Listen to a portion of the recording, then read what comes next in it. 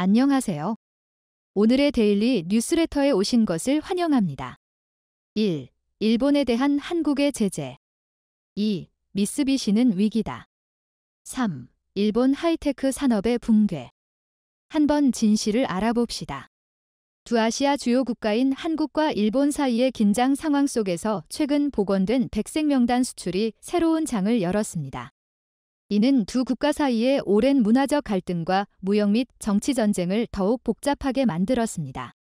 그러나 논쟁은 수출 문제뿐만 아니라 후쿠시마 원자력 발전소에서의 방사능 오염 사건과도 관련이 있어 계속된 긴장을 야기하고 있습니다. 이번에 일본이 한국의 뒤통수를 제대로 쳤습니다. 일본은 최근 한국과 서로 수출 규제를 없애고 화해를 하자라고 약속했습니다. 자, 그런데 한국이 일본을 먼저 화이트리스트에 복원시켰다고 공식 발표하자 일본이 갑자기 말을 바꿔 한국은 위험하다, 지켜봐야 한다라는 충격적인 발표를 했습니다. 그러면서 말 같지도 않은 이유들을 갖다 붙이며 한국의 뒤통수를 제대로 가격했는데요. 자, 그런데 진짜 큰일 난 쪽은 일본입니다. 제대로 열받은 한국이 기막힌 방법으로 일본에 즉각 보복 조치를 가하자 일본 열도 전체가 난리가 나버렸습니다. 한국이 일본을 수출 우대 조치 국가, 즉 화이트리스트에 먼저 복거시켰습니다. 자, 그런데 당연히 일본도 우리나라 수출 규제를 풀 줄 알았는데 오늘 나온 일본 쪽 반응이 이상합니다. 한국에 수출된 일본 제품이 위험한 국가에 흘러들어가지는 않는지 더욱 꼼꼼하게 따져보겠다며 한국을 화이트리스트에 다시 포함시키고 수출 규제를 없애겠다는 약속을 파기해버렸습니다. 당분간 수출 규제를 풀어주지 않겠다는 것입니다. 2019년 논란이 됐던 캐치올 이 규제를 다시 들고 나온 것인데요. 한국에 수출한 일본 제품이 북한이나 이란 등 위험 국가로 흘러들어가 대량 살상 무기 제조에 쓰일 가능성을 꼼꼼하게 따지겠다는 겁니다. 한마디로 한국의 수출 관리가 허술한지 아닌지 심사하겠다는 말입니다. 니시무라 야스토시 경제산업상은 한국의 재래식 무기 캐치올 운용 등 지금까지 과제였던 세계 품목 외의 폭넓은 분야에서 한국의 수출 관리 제도 운용에 대해 더욱 실효성을 확실히 확인하려 합니다라며 무기에 사용될 수 있는 모든 품목에 대해 누가 어디에 쓸지 꼼꼼히 심사하겠다고 전했습니다. 사실상 수출 규제를 더욱 강화하겠다는 것으로 심사 대상 품목만 200개가 넘는데요. 그는 법령상 200수십 품목이 있습니다. 그중 특히 민감한 것에 대해서 특히 엄정하게 심사 확인해 나가고 싶습니다라는 충격적인 발표를 했습니다. 특히 니시무라 경제산업상은 정해진 결론이 있을 수 없다면서 한국의 향후 자세를 신중하게 지켜보겠다고 강조했습니다. 일본보다 먼저 수출 규제를 푼 한국은 당혹스러운 상황입니다. 한국과 일본 정부는 이날 일본에서 이틀째 국장급 수출관리 정책 대화를 하고 있습니다. 한국이 일본을 다시 화이트리스트에 포함시키면서 한국 기업이 일본의 전략물자 수출을 신청할 때 심사 시간이 기존 15일에서 5일로 단축되고 개별 수출 허가의 경우 신청 서류가 5종류에서 3종류로 줄어들었습니다. 일본을 다시 한번 믿고 이러한 결정을 내렸는데 일본은 한국의 뒤통수를 제대로 너무나 충격적인 뒤통수를 때렸습니다. 자, 그런데 일본의 속내를 알고 봤더니 너무나 충격적이었습니다.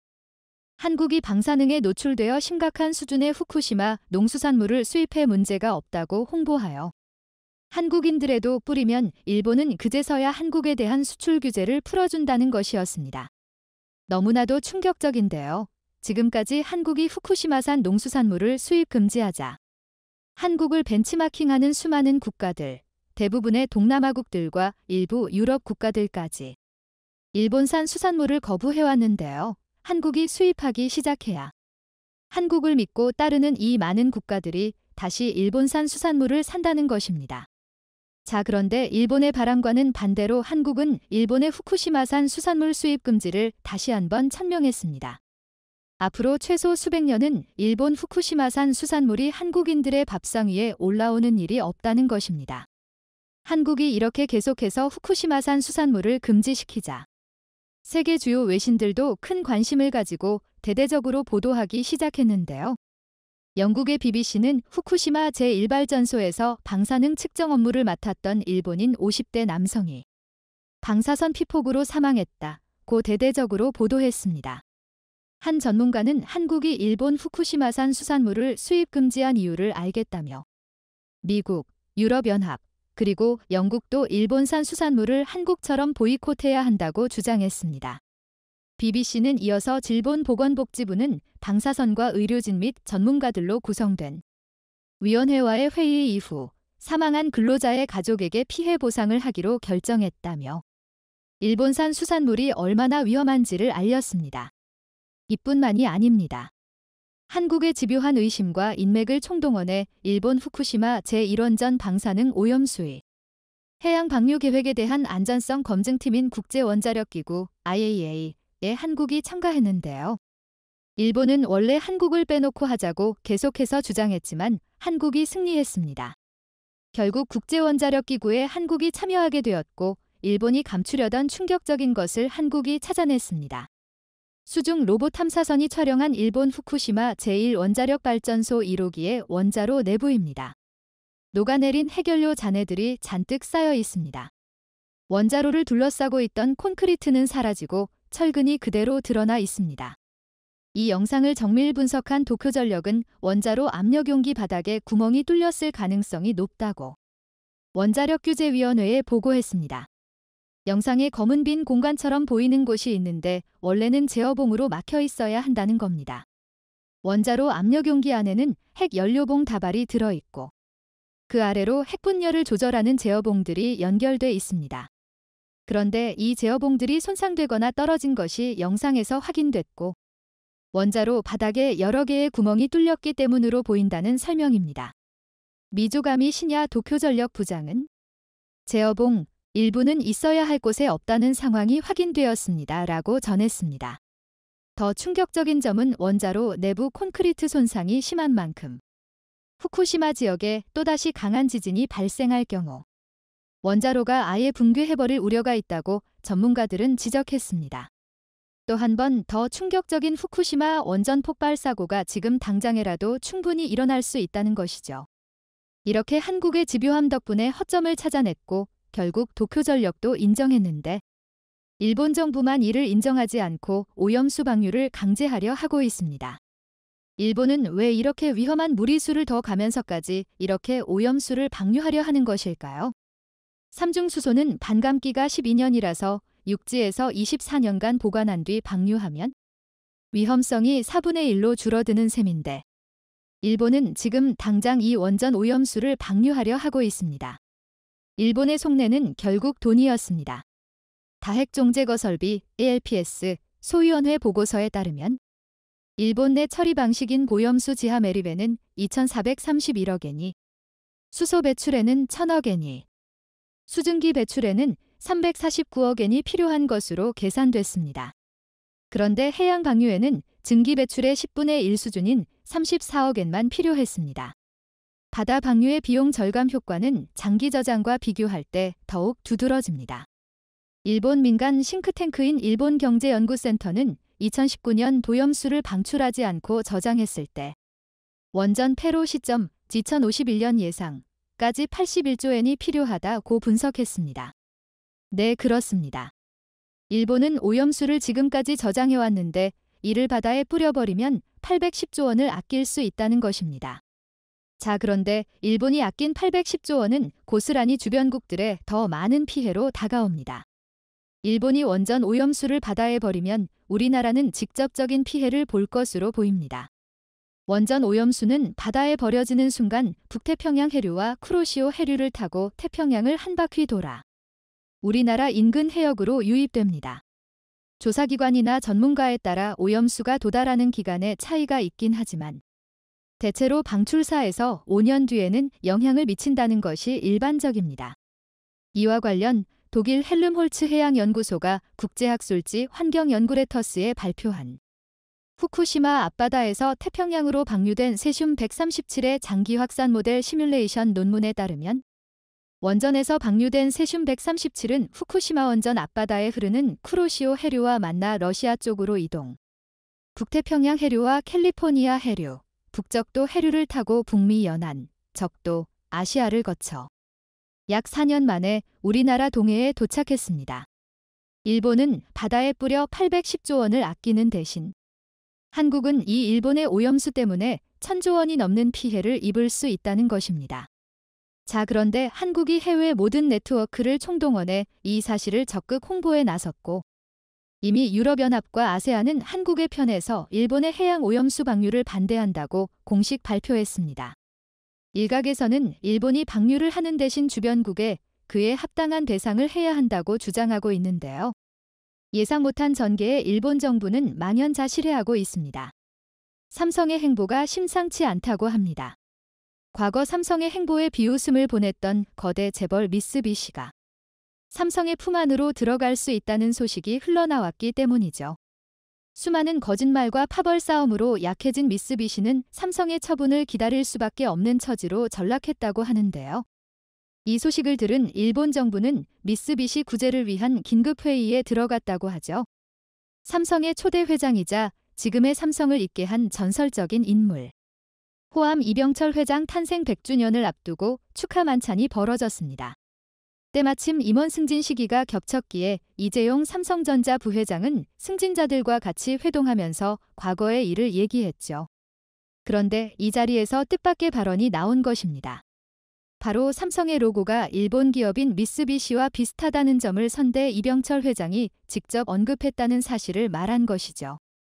이건희 회장이 지금의 삼성 로고로 바꿨기에 별 문제가 없었지만 만약 예전 로고를 그대로 유지했다면 미쓰비시와 분쟁이 있었을 정도로 비슷하게 생겼습니다.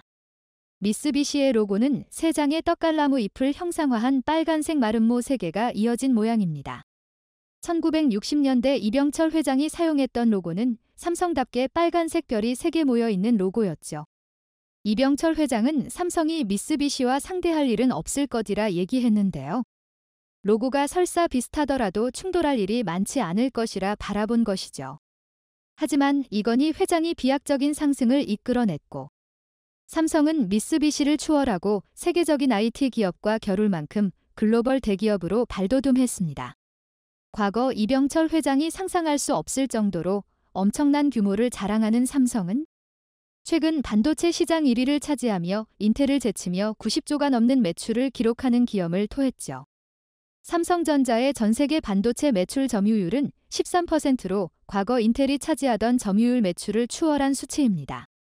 시장조사업체 가트너에 따르면 삼성은 메모리 반도체 분야에서 2020년에 비해 무려 34.2% 매출 성장을 기록했다고 발표했죠. 세분화해서 살펴보면 디램 시장에서 삼성전자는 엄청난 매출을 기록했습니다.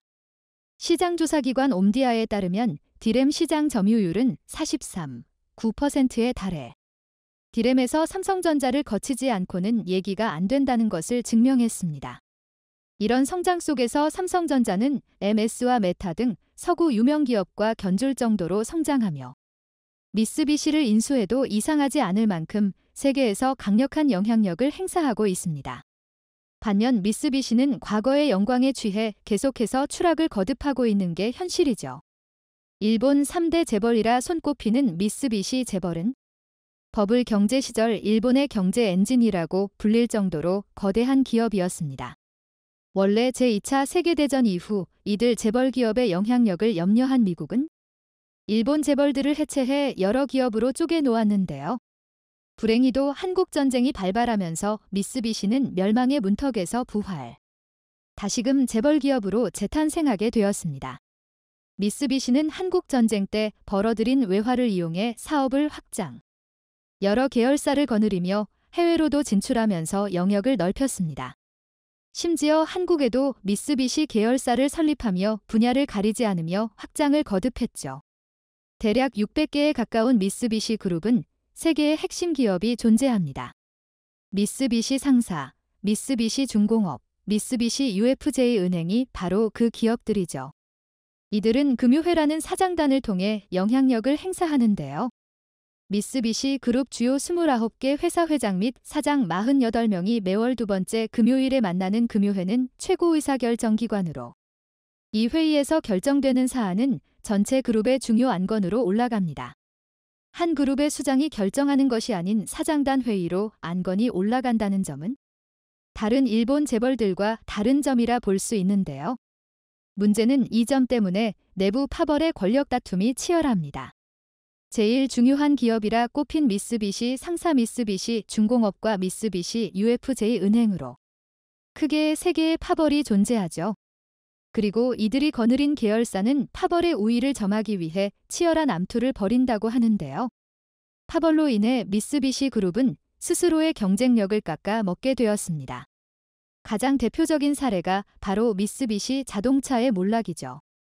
미쓰비시 자동차는 2000년 리콜 사항을 전부 은폐한 것이 들통납니다. 연이어 2004년에도 리콜과 관련해 문제가 생긴 사실을 감춘 것이 드러났죠. 미쓰비시 자동차의 대주주인 크라이슬러는 연이은 신뢰도 타격에 충격을 받아 미쓰비시에 대한 지원을 중단하는 일이 있었죠. 결국 신뢰도 타격을 회복하지 못한 미쓰비시 자동차는 경쟁사인 닛산 자동차에 인수되는 굴욕을 맛봐야 했습니다. 미쓰비시 그룹 차원에서도 자동차를 도와줄 수 없다는 판단이 들 정도였죠. 미쓰비시 자동차의 도덕적 해이를 살펴보면 파벌에서 이기고자 하는 마음이 이 모든 사단을 일으킨 것입니다. 파벌의 성과를 위해 입단속을 하는 행보가 지속되면서 사내 분위기에서도 수치를 속이고 문제를 아무렇지 않게 취급하는 일이 지속된 것이 회사 전체를 망가뜨린 원인이 된 것입니다. 자동차가 아니라 미쓰비시 그룹 산하 기업들은 전부 비슷한 문화가 퍼져 있죠. 미쓰비시 전선과 미쓰비시 신도 등 제료업체에서 기준 미달 제품이 판매되며 장인 정신을 부르짖던 일본 기업의 심각한 도덕적 해이가 관찰됐습니다. 심지어 미쓰비시 알루미늄의 경우 기준 미달 제품 출하가 알려졌지만 모든 고객으로부터 안전 문제가 없다는 점을 확인했기에 얼마나 기준 미달이 되었는지 수치조차 밝히지 않는 뻔뻔한 모습을 보였죠. 고객사에서 문제가 없다고 얘기했기에 속이는 게 문제가 없다는 모습이었습니다. 2022년까지 이러한 행태는 이어지고 있는데요. 미쓰비시 산하 기업인 미쓰비시 전기의 경우 일본 6개 공장에서 총 47건의 허위 검사 성적표가 드러났습니다. 20년 넘게 허위 사실을 기록하고 있었던 것입니다. 외연을 성장하고 기업을 발전시키려는 노력보다는 내부 파벌 싸움에서 승기를 잡기 위한 치장에 더 힘을 쏟은 결과 미쓰비시는 삼성그룹에 뒤처지는 기업이 된 것입니다. 게다가 기술 개발에도 안일한 모습을 보이며 미쓰비시는 미래 먹거리 문제에도 신경 쓰지 않는다는 모습을 보였습니다. 미쓰비시 전기의 경우 2021년 TV 시장에서 철수하는 굴욕을 맛보았는데요. 삼성전자와 LG전자 등 한국 기업에 밀린 탓이라고 합니다. 일본 반도체도 마찬가지입니다. 미쓰비시 역시 반도체 사업을 운영하며 한때는 세계 반도체 시장의 심장이라는 소리까지 들을 정도였지만 승리에 취한 미쓰비시는 기술 개발과 트렌드 읽는 것에 실패. 결국 이전 기술에만 집착하는 모습을 보이며 한국에게 밀렸습니다. 격세지감이라고 할 정도로 삼성의 무서운 성장의 칼날은 현재 미쓰비시를 향해 있다고 합니다. 최근 삼성 이재용 부회장은 리뉴삼성을 내세우며 새로운 산업 육성과 기존 산업의 확장을 생각하고 있는데요. M&A, 기업 합병, 시도를 위해 여러 기업들을 물색 중이라고 합니다. 삼성은 2017년 하만, 하어먼, 인수 이후로 별다른 기업 합병은 없었습니다. 하지만 글로벌 경제 지형이 바뀌고 대형 IT 기업들의 인수 소식이 잇따르면서 경쟁력 제고를 위해 M&A가 삼성도 필요하다는 분석이 나왔죠. 삼성이 고려하는 회사 중 미쓰비시 그룹에 속한 미쓰비시 전기. 특히 전력 반도체 시장에서 강점을 보이는 이곳을 주목하고 있다고 하죠.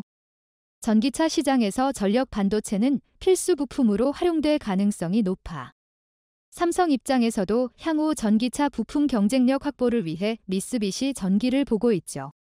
현재 미쓰비시 전기는 TSMC와 협력을 통해 활로를 찾고 있다고 하는데요.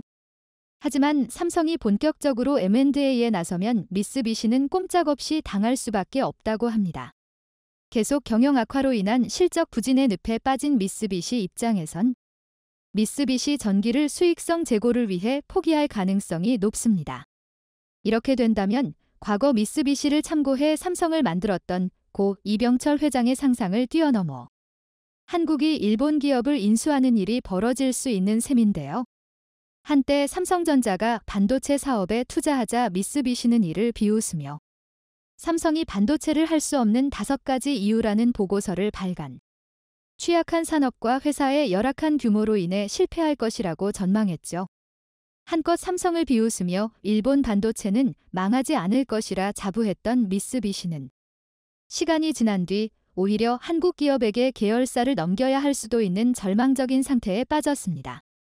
미쓰비시의 저주에도 불구하고 보란듯이 성공해낸 삼성이 미쓰비시 회사까지 집어삼키며 복수에 성공할 수 있을까요? 향후 삼성의 행보가 기대됩니다. 대한민국을 넘어 세계 무대에서 활약하고 있는 삼성전자. 이들의 놀라운 업적에 감탄하며 불가능한 상황에서도 항상 길을 찾아내는 한국인의 저력에 박수를 보냅니다. 글로벌 산업의 성장 엔진으로 자리매김한 대한민국과 달리 과거의 영광에 사로잡혀 정신 못 차리는 일본은 한국을 금방 따라잡을 수 있다며 호언장담하는 모습을 보여왔는데요. 그러나 최근 그 자만심이 처참하게 박살나는 일이 벌어졌습니다. 한국을 따라잡겠다고 선언한 일본 기업이 파산을 선언해버린 것입니다. 한국에 밀리는 현실을 부정하던 일본으로서는 최악의 상황에 몰린 것인데요. 일본의 현실과 승승장구하고 있는 한국의 모습에 대해 지금부터 자세하게 알아보도록 하겠습니다. 자신만만하던 일본의 성장 동력이 점점 꺼지고 있습니다. 일본 디스플레이 산업의 마지막 자존심이라 불리던 JOLED가 마침내 파산 절차에 돌입한 것인데요. 니혼게이자 이 신문에 따르면 JOLED의 누적 부채 규모는 337억 엔 수준으로 한화 3,350억 원에 달합니다. JOLED는 직원 전체를 해고하고 기술이나 자산은 JDI에 넘기겠다고 밝히며 최종적으로 패배를 선언하게 되었습니다. 심지어 JOLED는 자사부채 규모가 너무 큰 상황이라 사업 철수에 필요한 재원을 마련하는 것조차 어렵다고 말할 정도로 처참하게 몰락한 상황입니다. JOLED 7가 만들어지게 된 계기는 바로 한국이었는데요. 자사 디스플레이 시장이 점점 위축되고 일본이 세계 시장에서 밀리자 이를 따라잡기 위해 부랴부랴 만든 기업이 JOLED였습니다. 유기발광 다이오드, OLED에서 삼성과 LG가 놀라운 성과를 거두고 세계 시장의 표준이 LCD에서 OLED로 넘어가는 것을 방치하던 일본은 뒤늦게 이를 따라잡겠다고 나선 것인데요. 사실 일본은 디스플레이 시장에서 1위 자리를 유지하던 국가였습니다. 1970년대 샤프를 비롯한 일본 IT 기업들이 LCD 사업에 성과를 보이며 세계 시장의 표준을 장악한 뒤로 LCD를 통해 디스플레이 산업에서 엄청난 수익을 거두었죠. 계산기용 액정을 비롯해 다양한 LCD 패널을 생산하면서 1998년도에는 세계 디스플레이 시장에서 80% 점유율을 일본 혼자서 차지할 정도로 막강했습니다. 그러나 이 영광이 계속될 것이라고 자만했던 일본은 LCD 시장에서 기술을 더욱 강화하는 것에만 집착했고 그 뒤를 무섭게 추격하던 한국과 대만의 발전을 무시했습니다. 특히 한국을 우습게 보면서 절대 따라잡을 수 없을 것이라 호언장담했죠.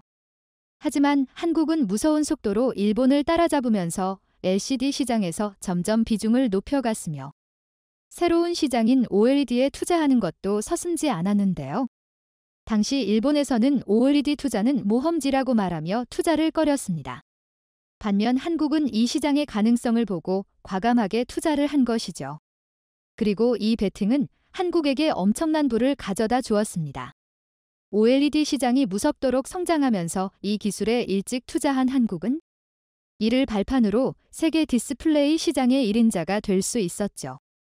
이에 경각심을 느낀 일본은 JOLED를 만들어 한국을 따라잡겠다고 선언하고 OLED 방식의 혁신을 일으키겠다고 말하며 딩크젯 프린팅 방식을 도입했습니다. 기존 OLED 디스플레이 제작 방식은 OLED 소자를 진공 상태에서 뿌려 기판에 입히는 증착 방식이 주류입니다. 그러나 일본은 소자를 잉크젯 프린터처럼 기판 위에 인쇄하는 잉크젯 프린팅 방식을 사용하겠다고 선언했습니다.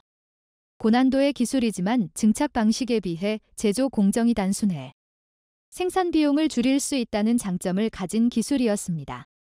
한국의 양적 성장을 따라잡기 위해 생산 단가를 절감해야 했던 일본의 승부수였죠.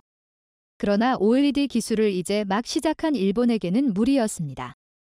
한국은 10년이 넘도록 차근차근 OLED 기술을 쌓아왔었던 것에 비해 일본은 기술을 쌓기도 전에 고급 기술에 도전한 상태라 결국 부작용이 찾아왔습니다. 품질이 불안정하고 불량률이 높은 제품이 양산된 것이 그 시작이었습니다. OLED 디스플레이에서 기술력을 상징하는 TV용 대형 패널 생산에서도 개발력에 한계가 있어 얇고 넓은 디스플레이 생산을 할 수 없었습니다. 20, 30인치 모니터용 OLED 패널 제품이 일본의 최대 크기 제품이었죠. 한국과의 경쟁을 위해 제2OLED는 부족한 기술을 붙잡고 기술 개량은 물론 생산 단가를 낮추기 위한 실험을 거듭했습니다. 하지만 당장 수익을 내야 하는 상황임에도 불구하고 실험을 거듭한 결과 제2OLED는 계속되는 적자에 허덕일 수밖에 없었습니다. 결국 코로나가 찾아오고 금리 인상으로 인한 경기 침체가 찾아오면서 제2OLED는 파산을 선택할 수밖에 없었습니다. 올해 예정되어 있던 투자 규모도 한화로 8조 원에 지나지 않았는데요. 이는 2022년 기준 15조 원에 대비 48%나 하락한 금액이었습니다. 한때는 디스플레이 시장의 지배자였던 일본이 기술력에서 허점을 드러내고 후발주자였던 한국에게 완전히 밀리면서 초라한 모습으로 퇴장하게 된 것이죠. 그런데 디스플레이가 첫 타자는 아니라고 하는데요. 일본 산업 전반에 걸쳐 이러한 일들이 벌어지고 있습니다. 반도체 시장에서도 벌어졌던 일이 다시 한번 일어나고 있는 것이죠. 지금은 반도체 시장의 1인자가 한국이지만 일본이 한때 메모리 반도체 시장에서 1인자였던 적이 있습니다. 1980년대 기점으로 DRAM 반도체 시장에서 일본이 반도체 시장의 80%를 장악했던 적도 있는데요. 그러나 미국이 일본에게 부과한 반덤핑 상계 관세 부과와 한국의 반도체 개발 성장과 맞물려 일본 반도체는 점점 점유율을 잃었습니다. 이후 1992년 삼성전자가 64무비트 DRAM 세계 최초 개발을 성공하면서 세계 최대 메모리 반도체 기업 타이들은 삼성전자가 지금까지도 유지하고 있습니다. 일본은 한국이 치고 올라오는 것을 막기 위해 히노마루 연합을 생각했습니다. NEC와 히타치 제작소 등 일본 메모리 반도체 기업들이 합작해 엘피다 메모리 주식회사를 세우고 한국에 대항하기로 결정한 것이죠. 그리스어로 희망의 뜻을 지닌 이 회사는 세계 3위의 점유율을 자랑했습니다. 삼성전자와 SK하이닉스에 이어 세계 3위의 점유율을 기록했었죠. 그러나 2008년 세계 금융위기와 더불어 기술력의 한계와 2011년 도호쿠 대지진의 여파로 인해 회사가 휘청거리더니 결국 미국 마이크론 테크놀로지가 엘피다 메모리를 인수하며 일본은 굴욕적인 패배를 맛봐야 했습니다. 사실상 한국과의 경쟁에서 밀린 일본은 그럼에도 불구하고 포기하지 않고 똑같은 전략과 방식을 답습하며 이번에는 비메모리 반도체 시장에서 라피더스를 설립했습니다. 2022년 11월 토요타, 소니, 소프트뱅크를 비롯한 일본 주요 대기업 8곳이 차세대 반도체를 개발 및 생산하는 법인 라피더스를 만들어 한국에 대항하겠다고 한 것인데요.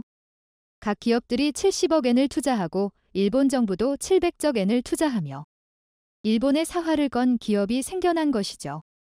이 기업은 이나노로 대표되는 최첨단 반도체를 생산하겠다고 밝히며 삼성전자와 TSMC를 추월해 초격차를 이루겠다는 야심을 드러냈습니다.